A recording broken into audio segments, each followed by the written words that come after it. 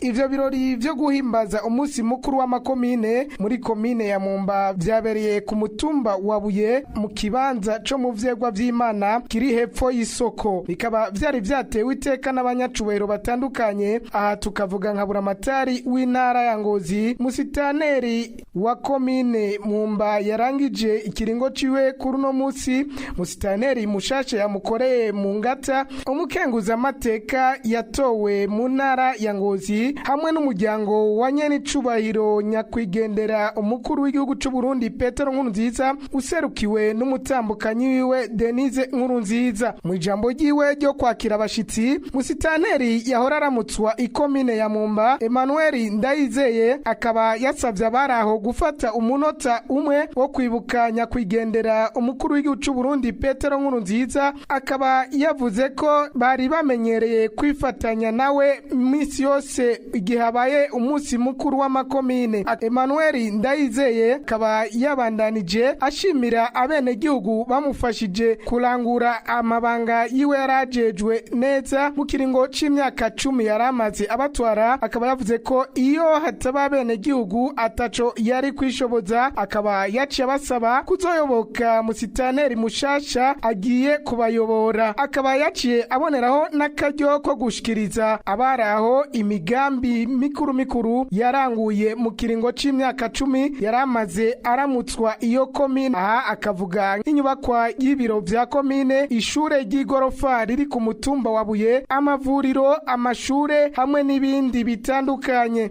Akaba yaciye ahamagara musitaneri agiye kumukorera mu ngata, acamuha n'akanya. Uwo nawe akaba yaboneyeho no gucashikiriza abavuka komine ijambo nyamukuru ry'uwo munsi. Iryo naryo rikaba ari ryashikirijwe ku rwego rw'igihugu n'umushikiranganji w'intwaro yo hagati n'umutekano Gervaise Ndirakobuca. Afashe ijambo, umutambukanyi wa nyakwigendera Petero Nkurunziza yasavye abenegihugu kwama bagendera impanuro nyakwigendera atasiba kubaha. Aha rero akaba yaciye abasaba kwa bakora no mu gihe nyakwigendera atakihari. Akaba yishimikije ijambo ry'Imana riboneka mu musiguzi igice ca 4, yanagarutse kandi no ku civugo c'umukuru w'igihugu c'u Burundi kigira kiti turi kumwe byose birashoboka. Ndabinginze tubandanye kugira umwete wo gukora, dukorere hamwe.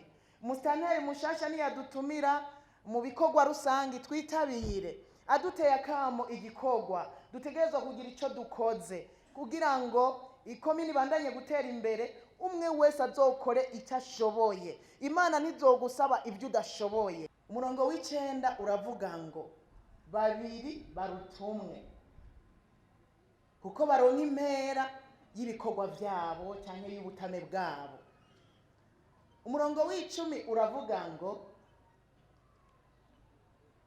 kuko umuntu umwe niyatemba mugenzi we azomuvyura, ariko uwutembye ari wenyene yobagowe kuko atoronka umuvyura. Umurongo wa 12 uravuga ngo naho umwe yoshobora kunesha umuntu umwe, naho umuntu yoshobora kunesha umuntu umwe, ariko babiri bomunanira, kandi igitsibo c'imigozi 3 nigicika vuba. Niko ijambo ry'Imana rivuga. Bisigura ngo no mu ijambo ry'Imana baratubuza kuba abanyamwigendako. Bisigura ngo nukabe nyamwigendako, nukabe nyamwigendako. Abarundi bavuze ngo nyamwigendako ntiyarimye impeshi. Ntiyarimye impeshi kubera iki? Kubera kuba wenyene. N'Imana ubwayo mu kuturema ntiyaturemye kugira ngo tube banyamwigendako, ntiyaturemye kugira ngo umuntu agende yiyugaranire mu nzu, umuntu ngo abone ko yikwije. Oya, aha ndagaruka ku civugo cyanye n'icubahiro umukuru w'igihugu cyacu c'u Burundi Evariste Ndayishimiye. Icivugo kivuga ngo turi kumwe birashoboka. Iryo jambo ryaranezereye. Turi kumwe birashoboka. N'abavuka komine turi kumwe birashoboka. Abize, abatize, turi kumwe birashoboka.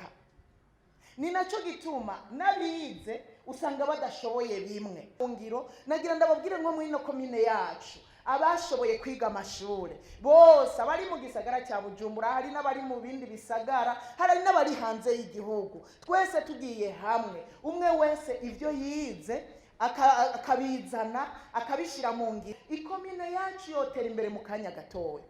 Twamenyeshe ko ivyo birori vyasozerewe no gusangira imfungurwa zitandukanye na cane cane kavukire. Izo nazo zikaba zafunguwe hagati y'abene igihugu bavuga komine, bakaba bazifungura bicaye hasi, ikimenyetso co kwicisha bugufi.